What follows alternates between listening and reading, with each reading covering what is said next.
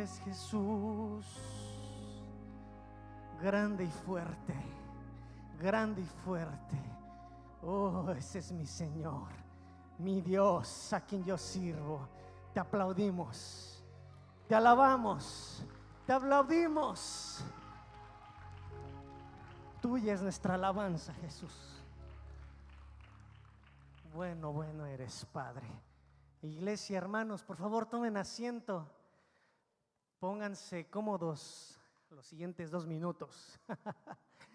Bienvenidos a la casa de Dios. ¿Cómo se sienten? ¿Bien? Bendecidos, qué bueno. Qué bueno que están aquí en casa, la casa de la Iglesia La Fe en Jesucristo. Siempre en el ombligo de la semana, siempre lo he dicho de esta manera, que así como paramos en la gasolinería a llenar los vehículos de combustible, también así lo tenemos que hacer por acá, pasar aquí a la iglesia y llenarnos de su presencia. ¿Dicen amén? Bueno, voy a compartir lo que estamos viviendo día a día, semana tras semana aquí en la iglesia. Este domingo, hermano, por favor no se le olvide, yo le he suplicado que tome nota, porque el domingo que viene tenemos solamente un servicio. Inglés y español nos juntamos, es servicio unido a las 10 a.m. Solamente por este domingo, 10 a.m. nos vamos a estar gozando aquí, vamos a estarnos llenando de su espíritu junto con los hermanos de inglés.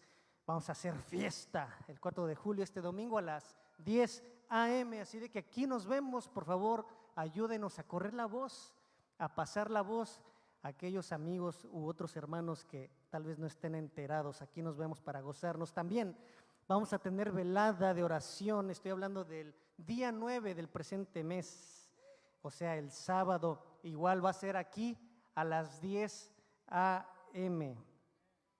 A las 10 p.m., si es velada de oración, 10 p.m., de 10 a 6 a.m. Aquí nos vemos, hermano. La mayoría tenemos nenes pequeñines, así de que tráigaselos, ya, que ellos vayan viendo cómo se trata de esto de la guerra espiritual, de la oración.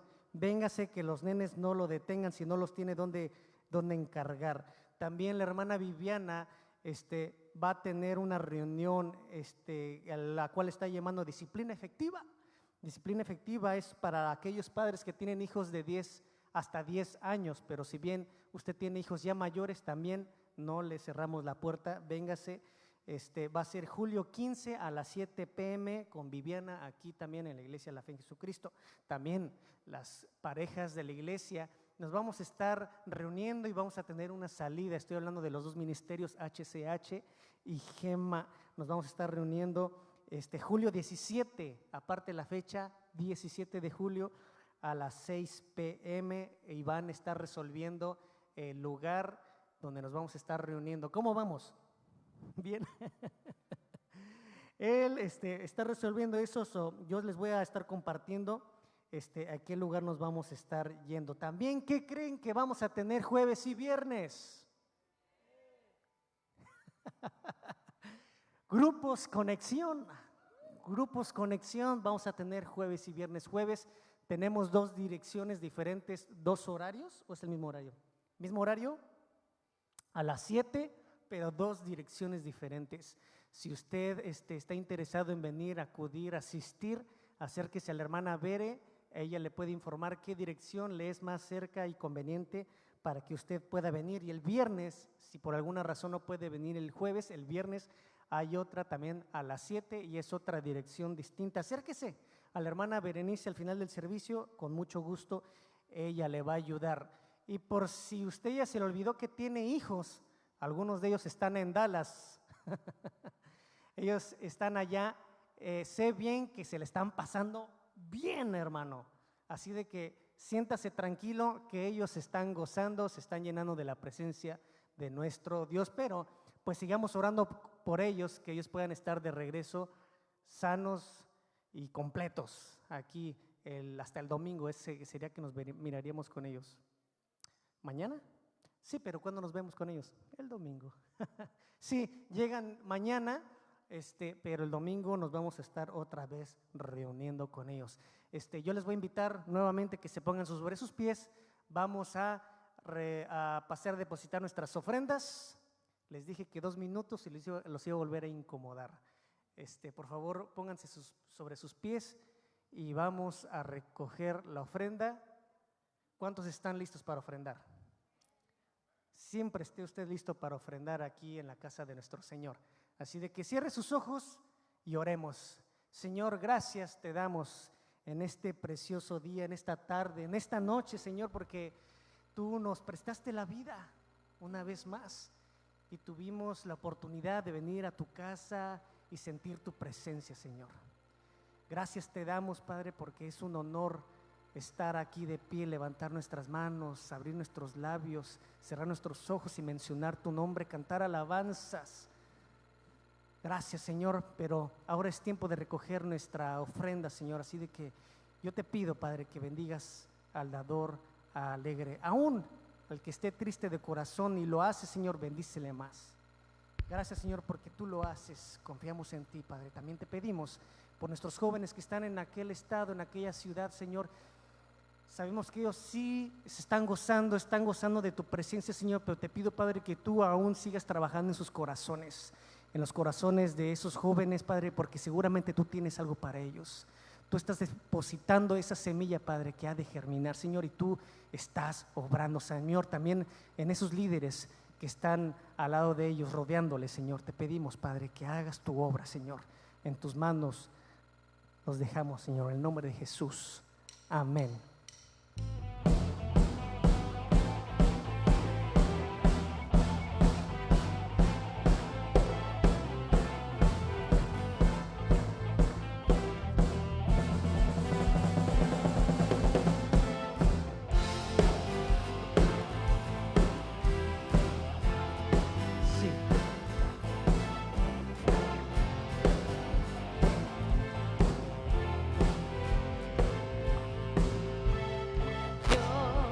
Quiero ver tu luz brillando en mí, a través de mi ser, un altar que todos puedan ver, que todos oigan que tú eres vida, la esperanza, perfecta gracia que me ha rescatado. Tú eres vida, la esperanza, perfecta gracia que me ha rescatado.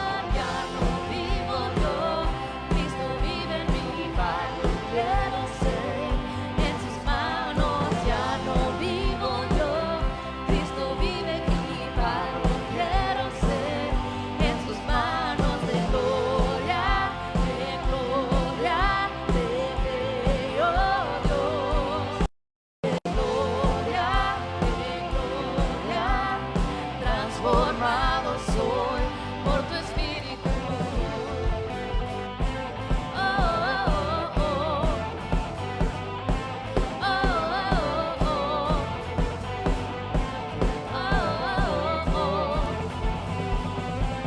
Oh, oh, oh.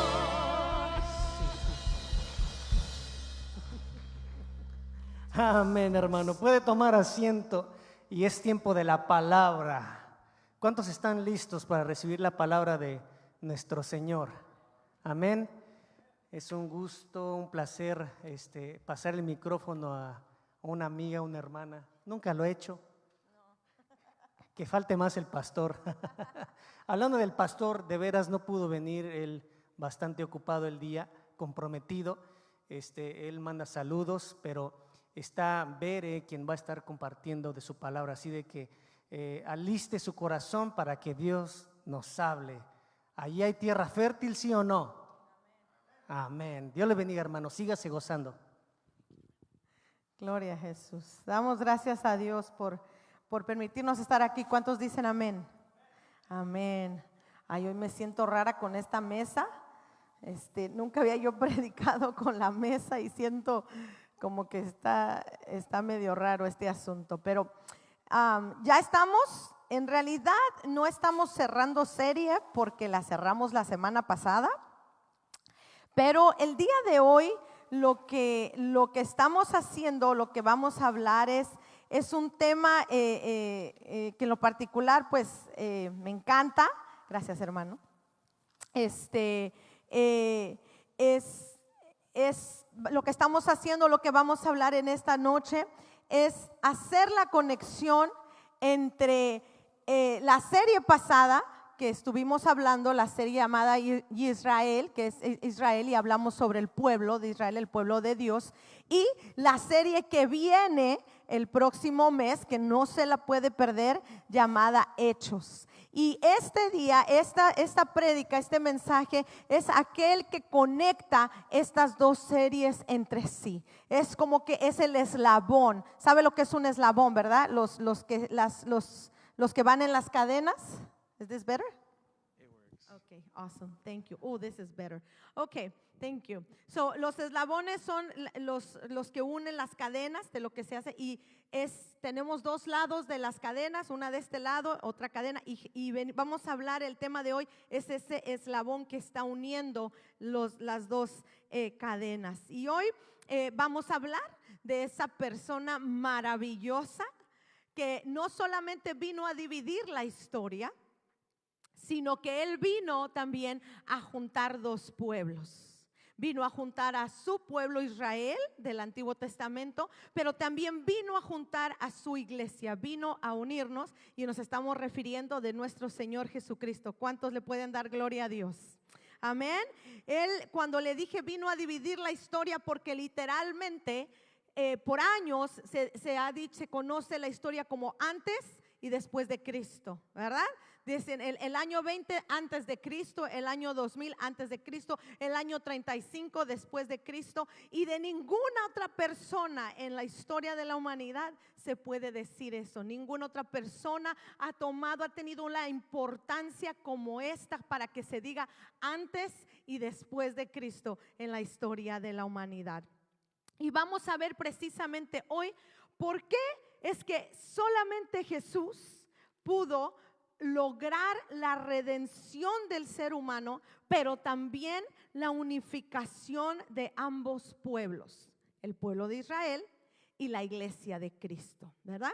Y vamos a ir rápidamente ahí a la carta a los Hebreos, Hebreos capítulo 1, y vamos a estar dándole lectura a los versículos solamente 1 al 3. Dice la palabra de Dios, Hebreos capítulo 1, versículos 1 al 3, dice así: Dios, habiendo hablado de muchas veces y de muchas maneras en otro tiempo a los padres por los profetas, en estos postreros días nos ha hablado por el Hijo, a quien constituyó heredero de todo y por quien asimismo hizo el universo, el cual, siendo el resplandor de su gloria y la imagen misma de su sustancia, y quien sustenta todas las cosas con la palabra de su poder, habiendo efectuado la purificación de nuestros pecados por medio de sí mismo, se sentó a la diestra de la majestad en las alturas. Qué tremenda escritura. Cuando yo la estaba leyendo, la estaba estudiando, son cosas que uno a veces lee, no, cuando está uno haciendo su lectura diaria de la palabra y lo lee y como que uno dice, no, sí está buena esta escritura, pero entonces cuando toma uno un tiempo como para de verdad meterse y estudiar, dice uno, wow, qué escritura, ¿verdad? Y esta carta, como dice su nombre, está escrita a los hebreos. Está escrita al pueblo de Dios, al pueblo de Israel, pero no está escrita a todo el pueblo de Israel, sino a aquellos que se habían convertido del judaísmo al cristianismo. Está escrita a aquellos que decidieron poner su fe en Jesús para salvación, que decidieron aceptar al Mesías. Y se les escribe porque en este tiempo, después de que ellos aceptan a Jesús y empiezan a servir a Cristo y son parte de la iglesia de Cristo. Recuerde que al principio los primeros cristianos todos eran judíos, todos eran hebreos.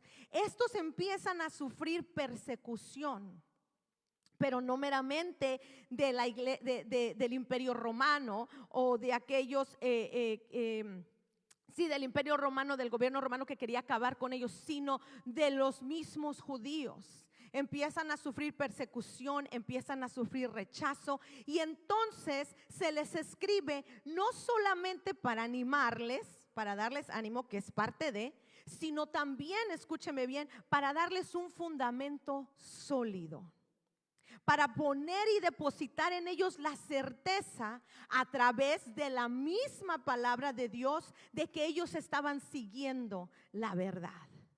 Y esta carta es una joya en el Nuevo Testamento. Y si usted no la ha leído, yo lo animo a que la lea. Porque sabe que esta carta, lo que el escritor de la carta a los hebreos nos hace es mostrarnos la escritura, todo el Antiguo Testamento, lo que es la ley, los sacrificios, el sumo, todo lo que ellos hacían, y lo trae a la luz, pero en la persona de Cristo. Y entonces por eso les escribe esto y comienza de una manera magistral. Y vamos a leerlo una vez más. Dice: Dios, habiendo hablado muchas veces y de muchas maneras en otro tiempo a los padres por los profetas. O sea, le está diciendo, antes de Cristo, antes de Jesús, Dios le habló a nuestros padres a través de los profetas. A través de visiones, con Moisés habló prácticamente cara a cara, ¿verdad?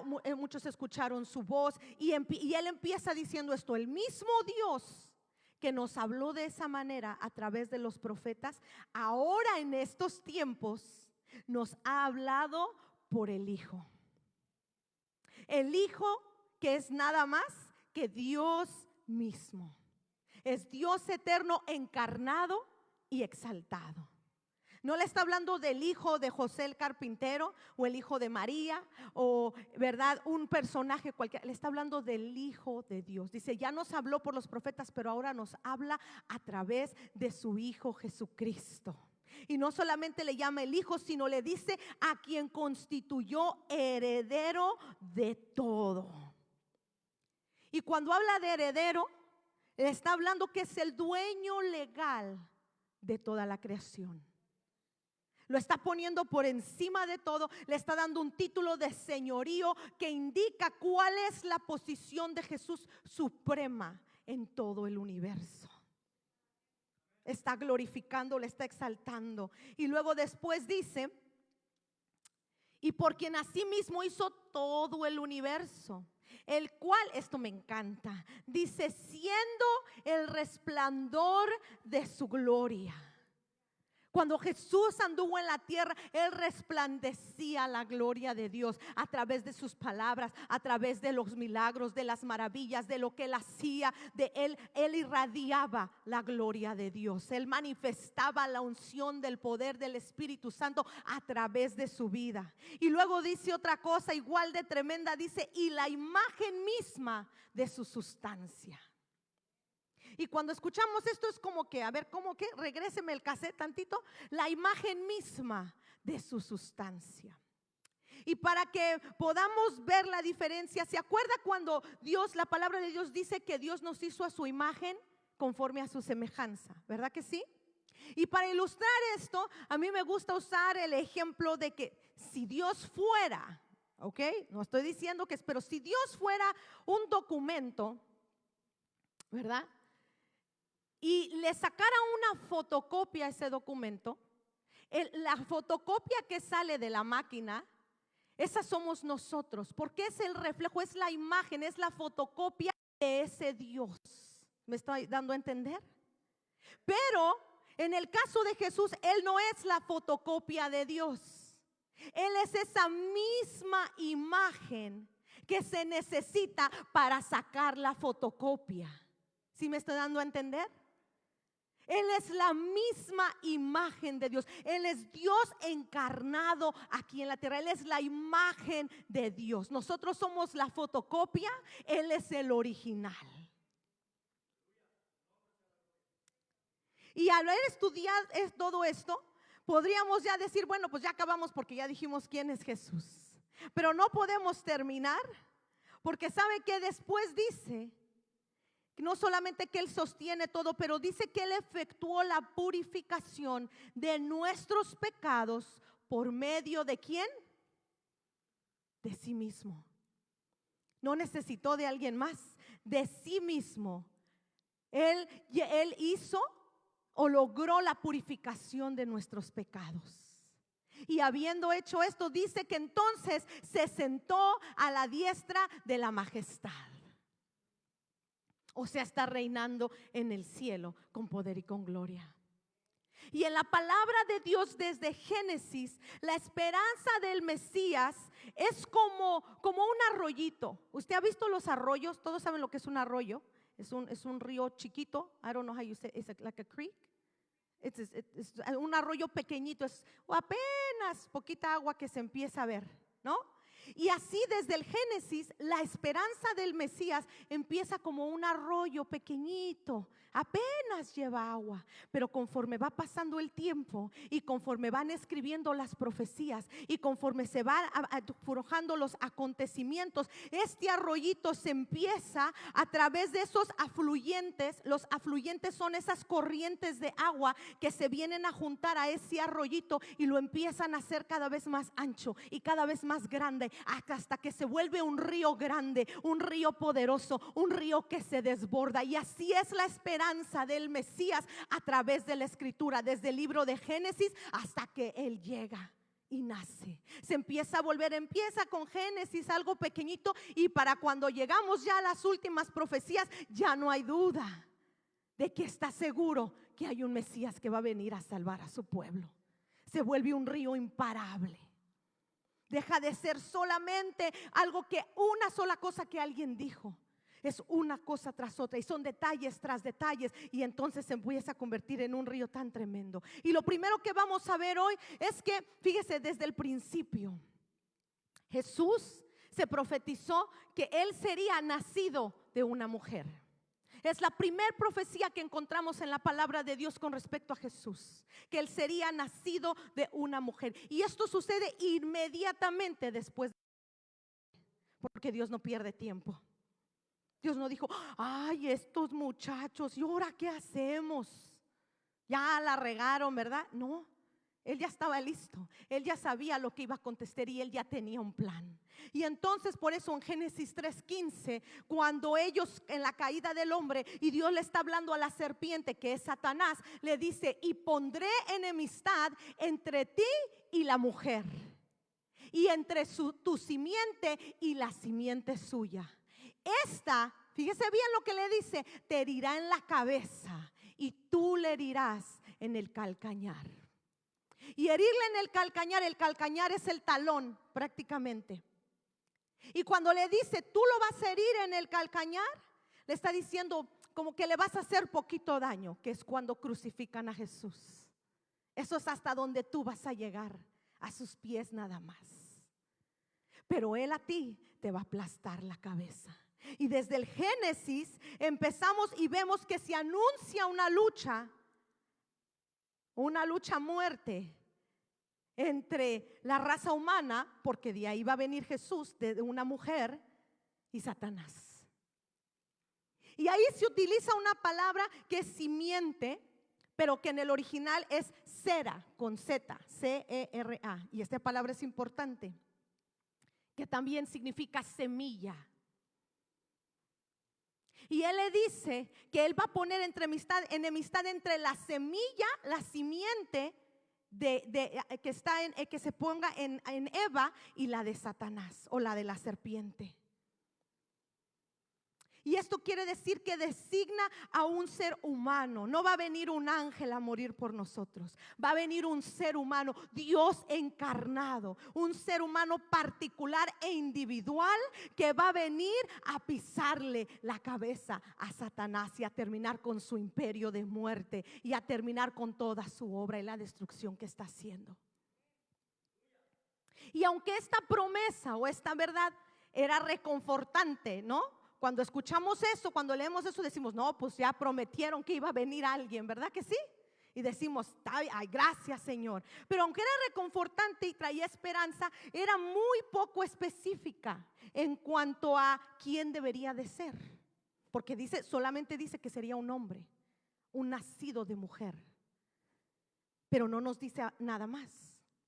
Y entonces aquí es a donde vamos a la siguiente profecía. Y no me voy a ir por todas, hermano, porque si no aquí nos estamos, no acabamos.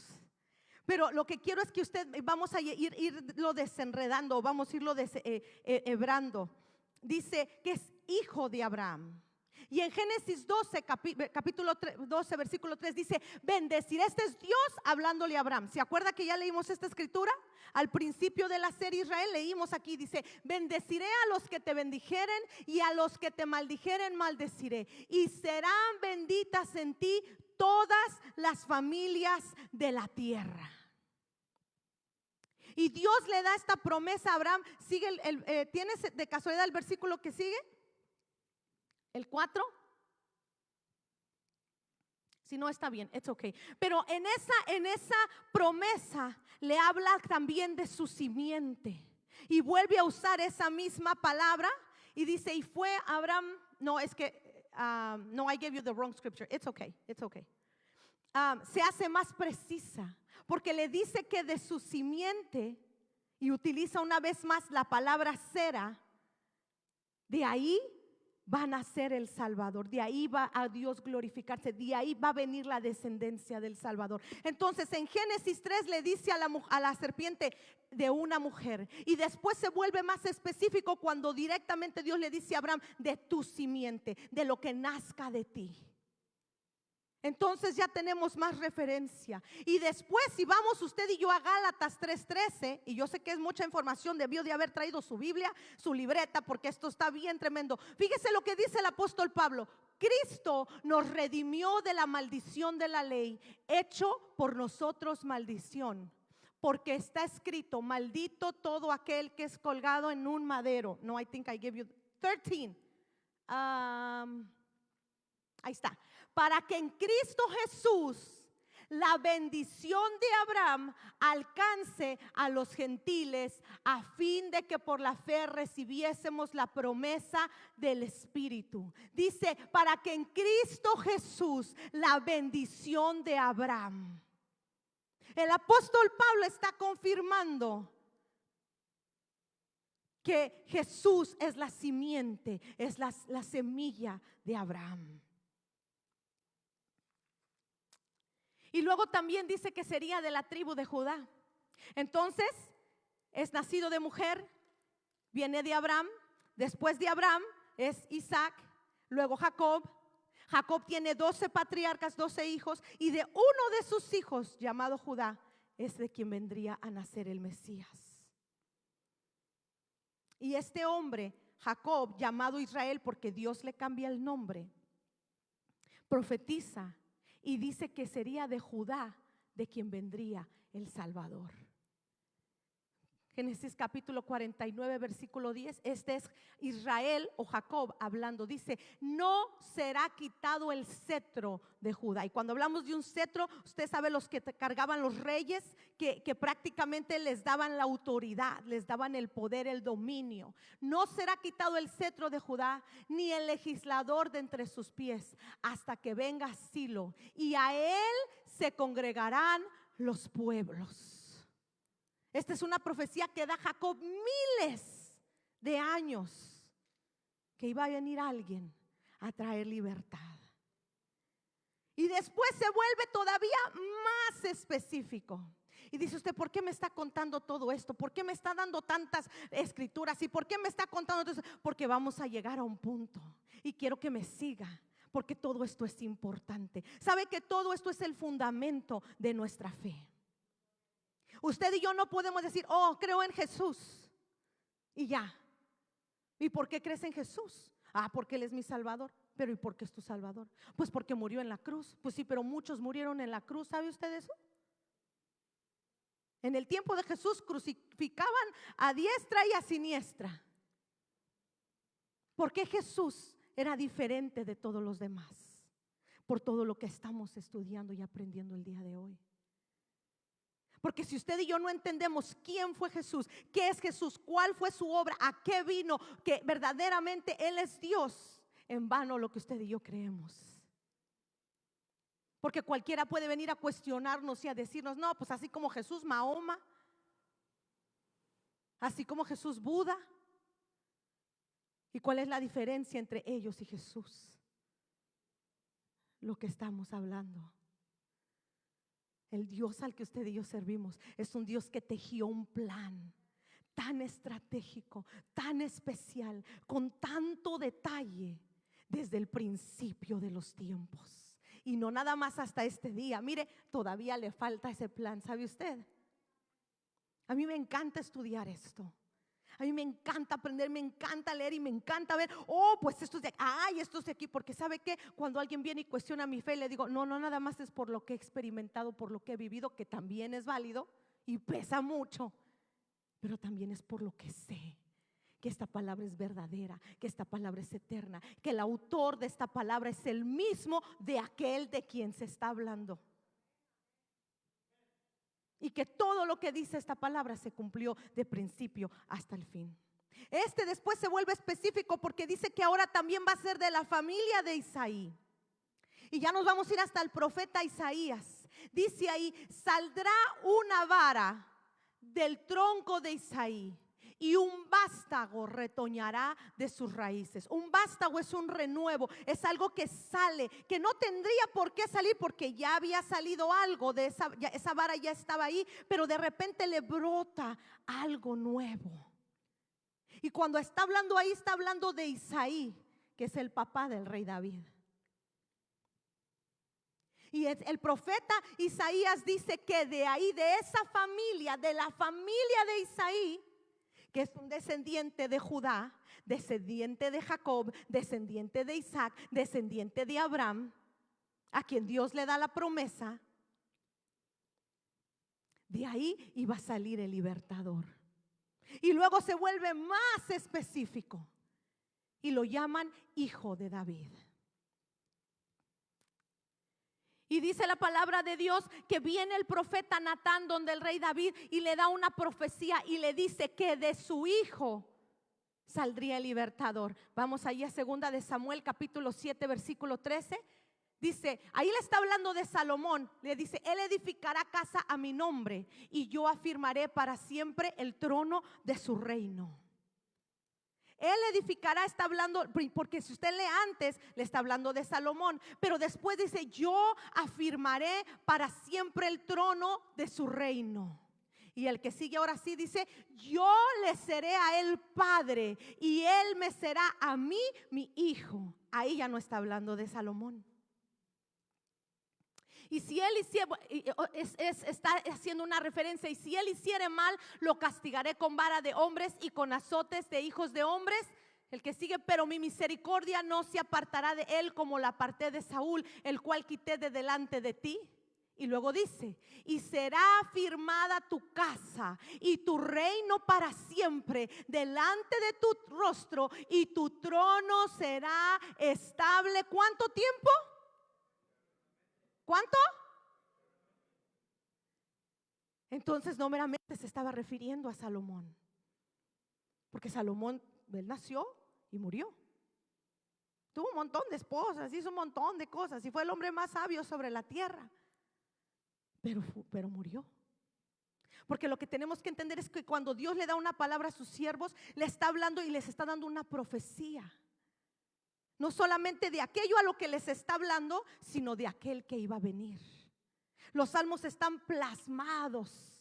Cada vez que David habla y expresa ciertas cosas, está hablando de sí mismo, pero también está hablando de Jesús. Y esto es lo que está haciendo el profeta Natán. Le está hablando de Salomón, pero también le está diciendo que su reino iba a ser eterno, no a través de Salomón, sino a través de Jesús, un descendiente que vendría. Y de ahí, mire, todos los profetas empiezan a hacer referencia a Jesús como el hijo de David, como el vástago, como el renuevo de Isaí. A través de los profetas, los mayores, los menores, Daniel, Ezequiel, Isaías, Jeremías, Ageo, Sofonías, todos los profetas, cada vez que hablan y dan profecías, se están refiriendo a él como el vástago, como el hijo de David, como el renuevo de Dios. Y esas profecías después fueron cumplidas una por una por ese hombre, por ese ser maravilloso, desde su nacimiento hasta su ascensión. Y cuando uno estudia la palabra de Dios, mire, nos llevaría meses, y yo creo que años, estudiar todas y cada una de las profecías dadas sobre el Mesías que se cumplieron. ¿Sabe usted que en toda la palabra de Dios hay aproximadamente 450 profecías con respecto a la persona de Jesús? Y de esas 365 aproximadamente son mesiánicas. O sea, hablan de su misión como el Mesías.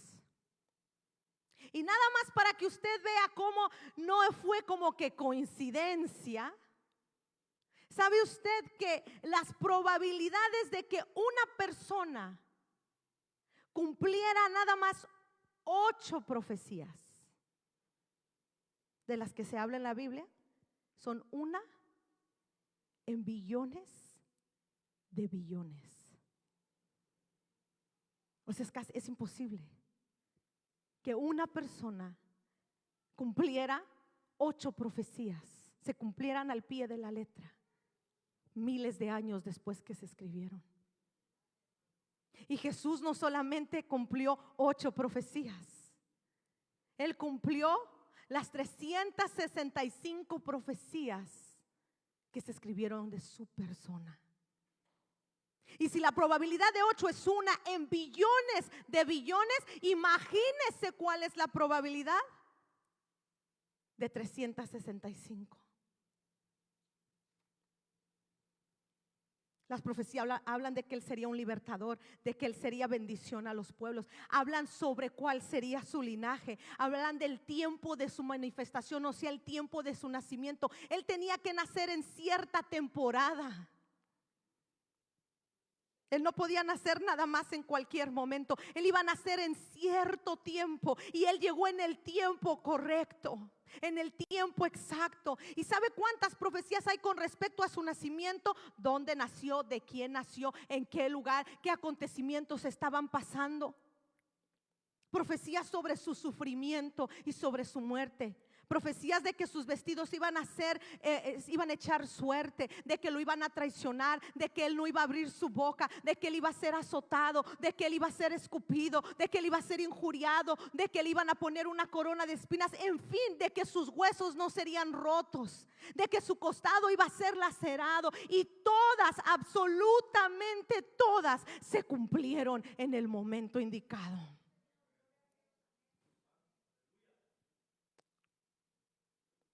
Profecías sobre la resurrección y la ascensión de Cristo.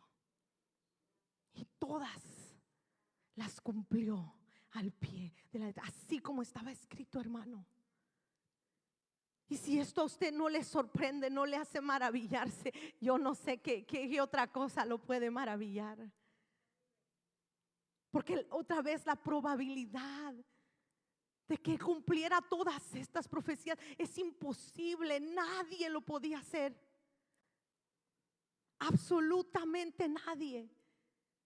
Pero Él pudo. ¿Sabe por qué? Porque Él es Dios. ¿Quién sino solo Dios mismo pudo haber no solamente predicho, dado las profecías de su propia persona a través de diferentes personas?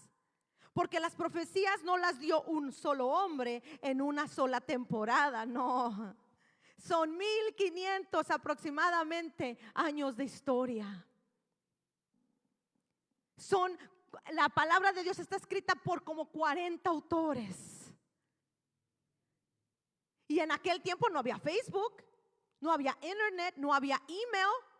No había bibliotecas como hay ahora, donde usted podía ir y bueno, vamos a hacer trampa, ¿no? Le voy a mandar un email al que sigue y un email al que sigue, o vamos a dejarlo en una biblioteca. No, estos no se conocían. Pasaron cientos de años entre uno y otro. para cuando se escribieron y todos dieron sus profecías y Jesús vino y las dio al pie de la letra. Por eso es que no había cómo fuera a propósito, no había cómo hicieran trampa, no había cómo fuera por pura casualidad. Es porque Él es Dios y solamente Él podía mandar a escribir lo que iba a suceder y venir Él mismo a cumplirla. Porque dice el dicho, ¿verdad? Si quieres que las cosas salgan bien, pues hazlas tú mismo, ¿no? Bueno, ese es mi dicho.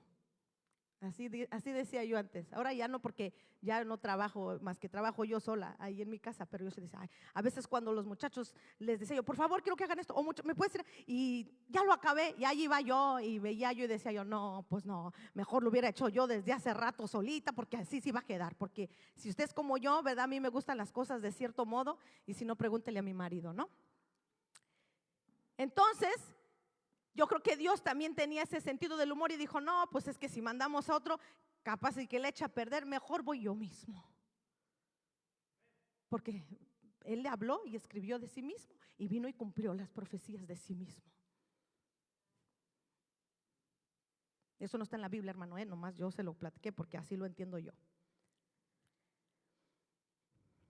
¿Y sabe qué? Por eso los cristianos le servimos.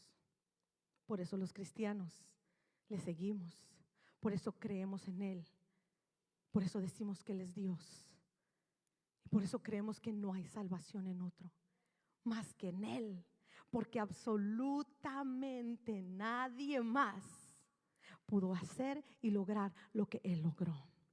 You guys can come up. ¿Y sabe qué? Es por eso que sus discípulos, y pónganme mucha atención aquí, quienes, dicho sea de paso, conocían la escritura, porque si es cierto, no eran hombres elocuentes de palabra, no eran parte de los fariseos, de los escribas, de los sacerdotes, eran pescadores y era gente humilde, pero conocía su historia y conocía su escritura. Y por eso ellos no solamente decidieron seguirlo, pero cuando vieron que resucitó, estuvieron dispuestos a darlo todo, incluso sus propias vidas, por predicar que ese Mesías había ya venido a salvarles, que esa esperanza la cual venían esperando desde Adán y Eva ya se había manifestado, había llegado, había nacido, había muerto, había sido crucificado y había resucitado también, porque ellos conocían la escritura, ellos sabían de profecías, ellos sabían quién era Jesús.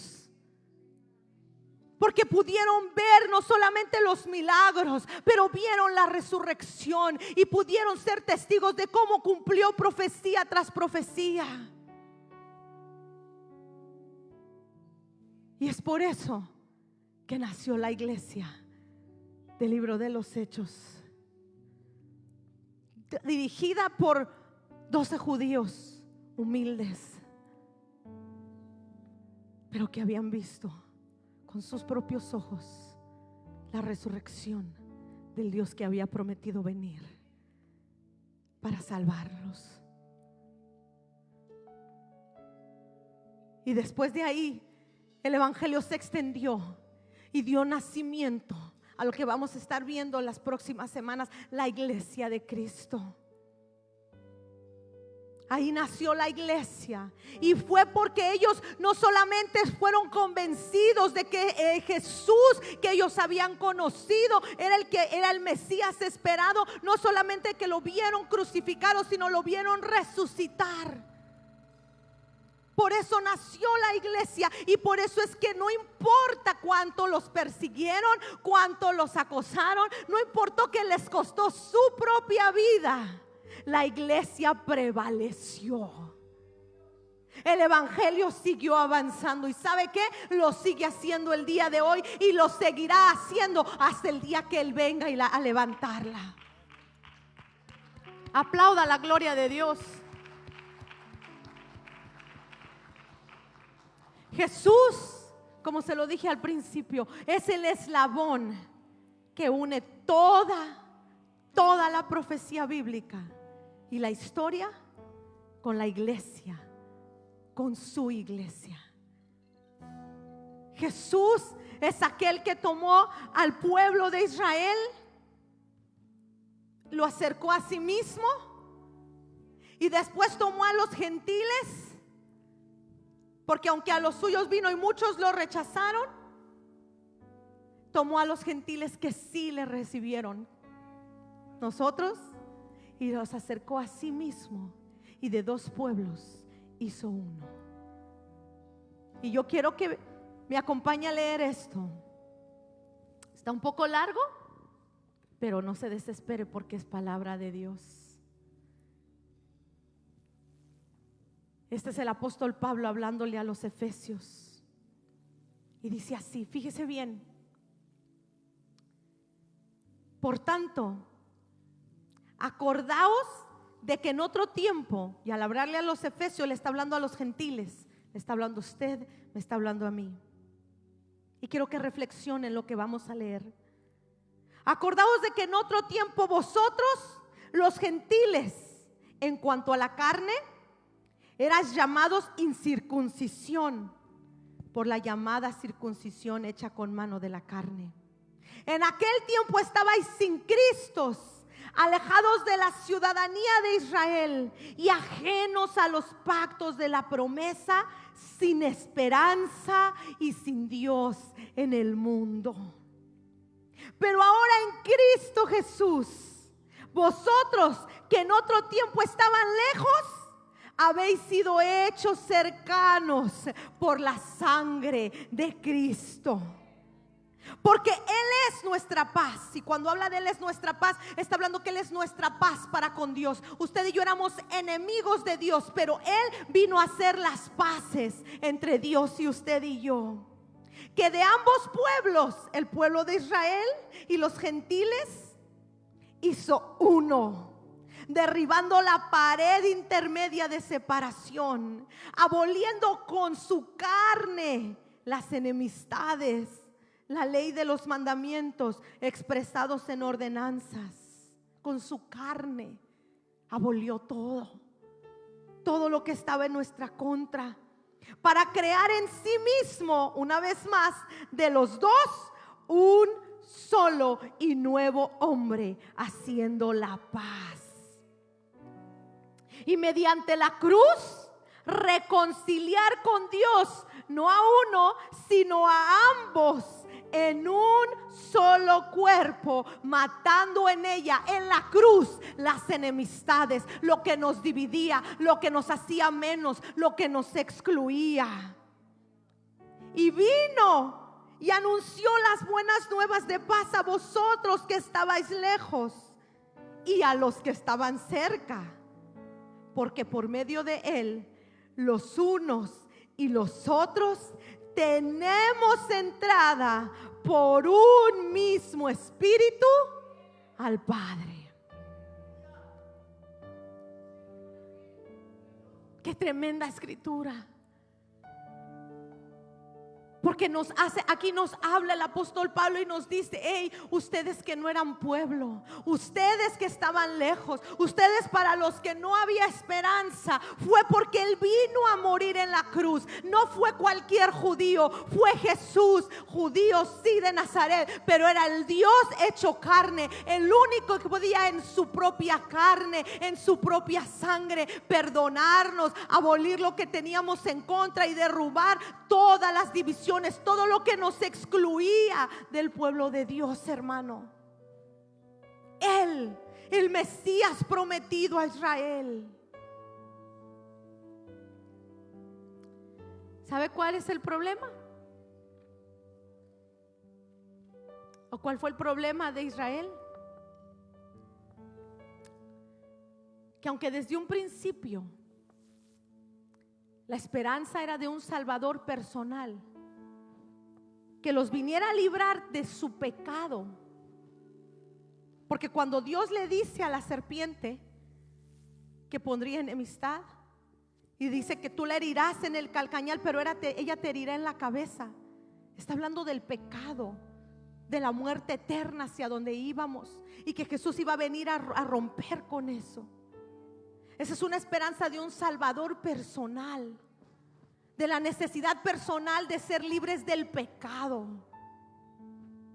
Pero con el tiempo, por la situación y la opresión en la que cayó el pueblo de Israel, por su propio pecado y su propia desobediencia, ellos empezaron a vivir presos de diferentes pueblos y vivían oprimidos.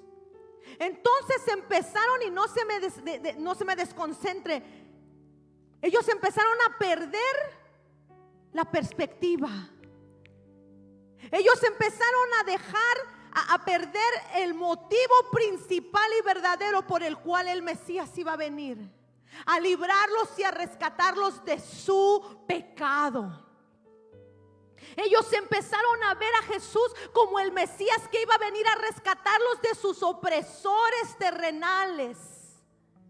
Ellos empezaron a ver a Jesús como un líder religioso, como un líder político, como un líder de un ejército, como un líder militar que iba a venir a liberarlos del imperio romano. Y por eso, porque su vista y su mirada se desvió del motivo principal por el que venía Jesús, cuando el Mesías vino, no lo reconocieron. Porque para ellos era imposible que un Mesías que iba a venir a liberarlos del imperio romano viniera a sufrir, viniera y les hablara de poner la otra mejilla, viniera y les hablara de amar a sus enemigos, viniera y les hablara de perdonar, viniera y les hablara de amar, viniera y les dijera que Él iba a dar su vida. Porque no entendieron que Él no venía a morir, a libertarlos de los romanos, sino que Él venía a libertarlos de algo más grande.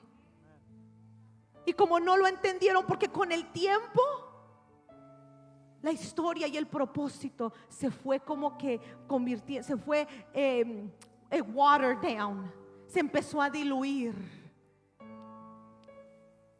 ¿Y sabe qué pasa? Que hoy en día está pasando exactamente lo mismo con la iglesia de Cristo.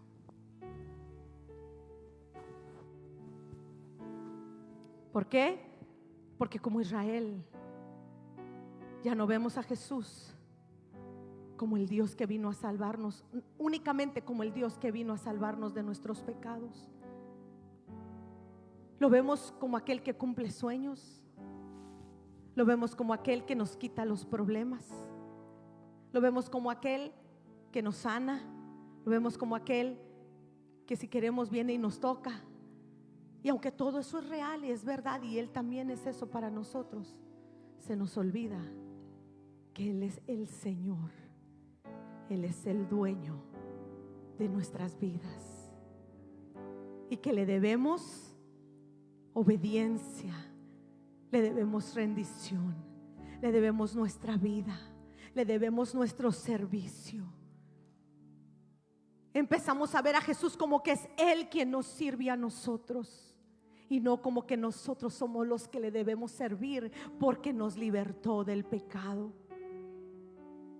Así como Israel perdió la perspectiva de quién era Jesús y lo que iba a venir a ser el Mesías, y cuando vino no lo reconocieron, así hoy el pueblo de Dios vive con una perspectiva vaga, con una idea muy diluida de quién es Jesús. Jesús es nuestro amigo más fiel. Jesús Él es quien nuestro consolador. Él es quien nos ha perdonado. Él es quien nos sana. Si Él es quien nos liberta, pero también es nuestro Señor. También es el dueño de nuestras vidas. También es el Dios que demanda santidad. También es el Dios que demanda consagración. También es el Dios que está pronto a venir. Y si usted y yo no estamos listos, si usted y yo no estamos viviendo una vida agradable a Él, nos podemos perder la bendición de estar un día con Él. Porque la Biblia dice que si a ellos, que eran las ramas originales, no les perdonó, a nosotros, que somos las injertadas. Vamos a ponernos de pie.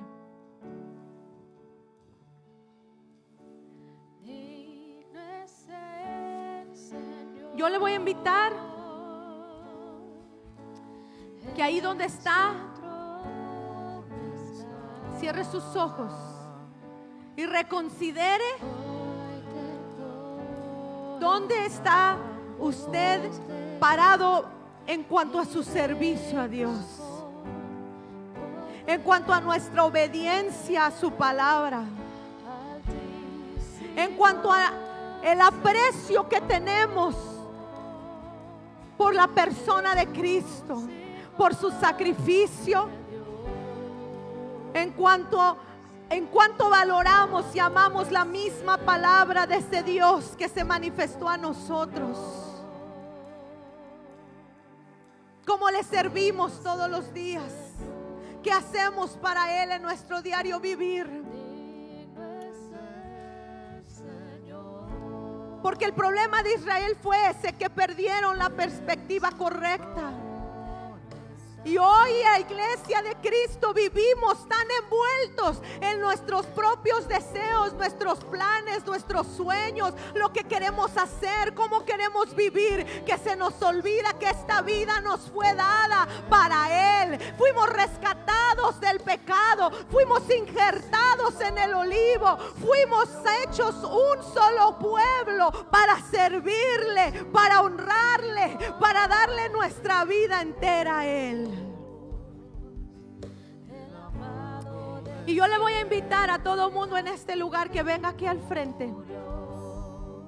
Y vamos a postrarnos delante de el Señor de señores, delante del Rey de reyes. Venga a este lugar.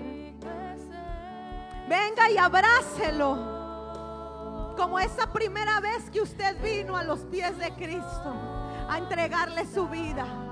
Venga aquí al frente y póstrese delante de ese Dios grande que un día nos encontró muertos en nuestros delitos y pecados. Un día nos encontró tirados, nos encontró llenos de pecado, nos encontró tristes, vacíos, perdidos, sin esperanza, y tuvo compasión de nosotros. Oh, venga, venga a este altar y póstrese delante de ese Dios. Hoy derrame su vida en sacrificio y venga y dígale: Señor, aquí está mi vida.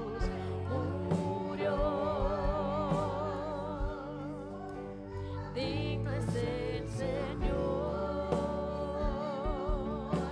y digno eres, Señor,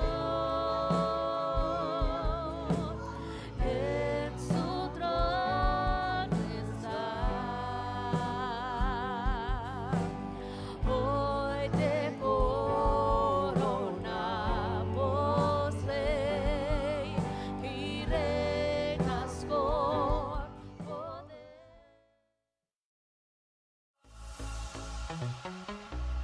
Estamos muy contentos de que se haya podido conectarse el día de hoy con nosotros. Si quiere conocernos más, simplemente dele like en nuestro facebook.com/lafekc.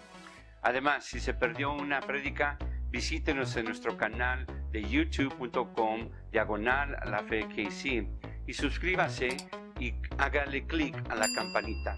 Por último, si desea apoyarnos económicamente, puede donar por internet visitando a nuestra página de easytithe.com/lafe.